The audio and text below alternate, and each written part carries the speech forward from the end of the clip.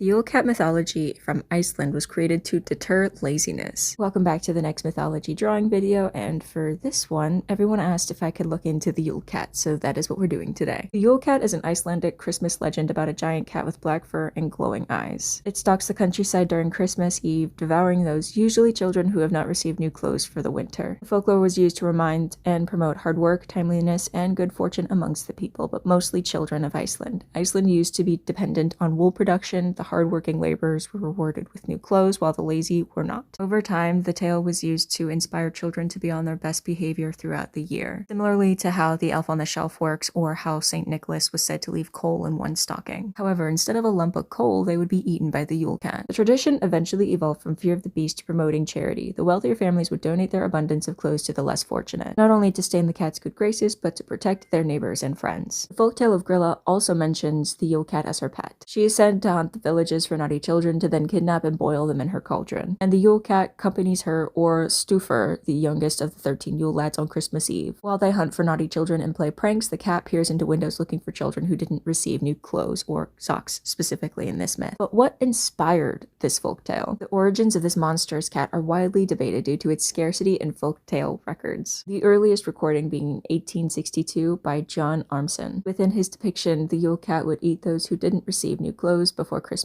Eve. Sometimes the cat would eat Christmas dinner or the leftover trimmings as punishment. However, aside from that story in 1862, nobody knows where its true origins came from. Some say it shares similarities to Krampus by punishing naughty children, or was adopted from one of the creatures who accompanied St. Nicholas in Europe. Some say it was an Icelandic term that was roughly translated to dressing, or dressing the cat, as a way of being rewarded for hard work, but instead it was misinterpreted as a monstrous beast by traveling authors to Iceland. And others suggest that the Yule cat dates to a Christmas tradition of dancers dressing as various animals to then dance in various Christmas celebrations. At first, it was used as a scare tactic amongst family to encourage good habits, but eventually evolved after the 1970s with a song adapted from the 1930s poem written by Jonas Jökulsson called the Jólakötturinn, which roughly translates to the Yule cat. In 1987, the song and the tale of the Yule cat exploded, inspiring families to decorate their homes with cats and gifting one another new clothes to honor the old tradition. And eventually, the capital of Reykjavik built a 16-foot tall statue of the Yule cat, and by 2018 it was moved to the city square. To this day, families of Iceland still give new clothes and gifts on Christmas Eve. I find it so fascinating that the only reason this folklore exists is so that the wool would be processed before the colder months. As always, let me know what other folklore I should look into and what colors I should use for this design whenever this creepy little cat becomes a sticker. I cannot wait to see what we come up with next.